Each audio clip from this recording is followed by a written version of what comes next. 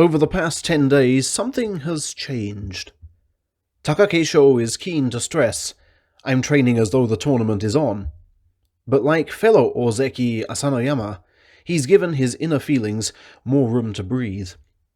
The newspaper headline labels them concerns. I feel it's at a stage where even I could get infected at any time, Takakeisho said on Tuesday.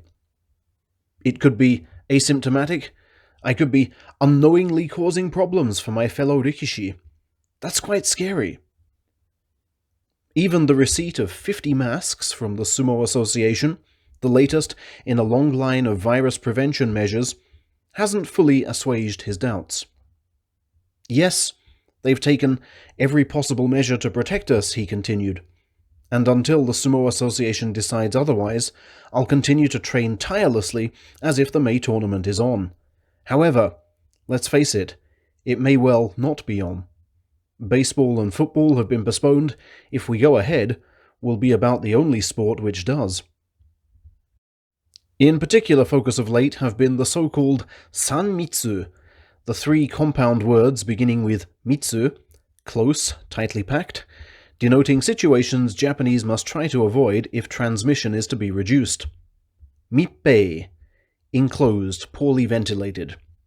Mishu, crowded. Misetsu, close contact. You are right to suspect that these definitions might prove counterproductive, with people interpreting them far more narrowly than genuine social distancing permits. Of deep concern, of course, is whether sumo wrestlers can currently avoid the three mitsus whatever they try. The spotlight now being turned upon the kokugikan dressing rooms, which must hold several dozen people at a time. Due to the heavy breath that accompanies many a wrestler's speech, there is actually some dispute between papers about what Takakeisho actually said. Sankei quotes him as saying that the dressing rooms embody all three mitsus. Nikkan quotes him as saying the exact opposite, the mishearing of one syllable making all the difference. Either way, loyal servitor Takakeisho vows to respect the decision of his sumo masters. There is no further news on the unnamed infected wrestler. Sumo Press Chief Shibatayama merely divulging that he has not received any report of the wrestler leaving hospital 2 weeks after admission. We hope the guy is doing all right.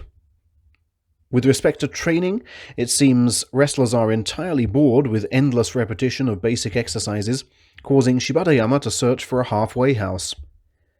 I will continue to urge restraint when it comes to close physical contact, he says, but it's difficult to conduct training with basic exercises only. I will therefore leave it up to individual coaches to decide how to proceed. Not the time to be muddling messages, blind faith to win the day again, perhaps. Next, let's have some more comments from Yokozuna Hakuho. I gave you Sankei's write-up on Tuesday, but now let me give you Nikkan's, as they actually conducted the interview and wrote it up in full, only sharing scraps of it with Sankei under a Sumo Media Club arrangement. Hakuho's words to take us through to the end. One reason I didn't return to training until April the 11th was due to an injury I aggravated in the last tournament. I'm undergoing continuous, repetitive treatment for injuries both old and new, and conducting my training activities in tandem. I'm making sure the various parts of my body respond well to stretching. Regarding Toyonoshima, I met him on external training prior to the March tournament, and we talked about the future. I encouraged him to give it one more go, keep training hard, and then crown his career with a final appearance in front of all the fans who've supported him. But he's decided to quit, so I just want to say to him, big congratulations on your career.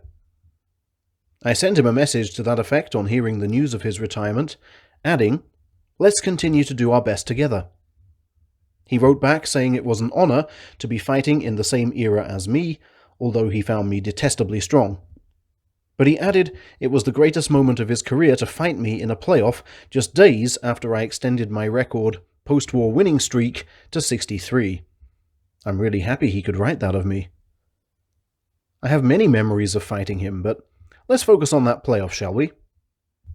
I heard that when it came to having a winning streak ended, many of my Yokozuna predecessors either continued to lose or just pulled out of the tournament. But I received a telephone call of support from my father which helped me recover my spirit, and I came back to win that title just days later. It was a really happy tournament for me, and that's why the playoff with Toyonoshima is such a big memory. Now I think of it, he was the first man to take a gold star from me after I became Yokozuna. A tough customer, a real technician. Despite his small stature, he'd really come at you. You'd expect him to come in with the head, but he'd be right there with the chest. Astonishing, very difficult to deal with. In that playoff, just as normal, my goal was not to let him get that left inside. And I had to come up with a number of strategies in order to achieve that. I know he did impressions of me for laughs. I was laughing too. I looked up to him as a sumo senior, actually. Even though I turned pro just before him, he'd been fighting since elementary school at that time, a lot longer than me. He's a bright character, a good guy. I like him as a person. He's helped me with the Hakuho Cup, which started in 2010, and then he was even moved to start his own Toyonoshima Cup in his hometown of Tsukumo in 2011, to inspire the next sumo generation.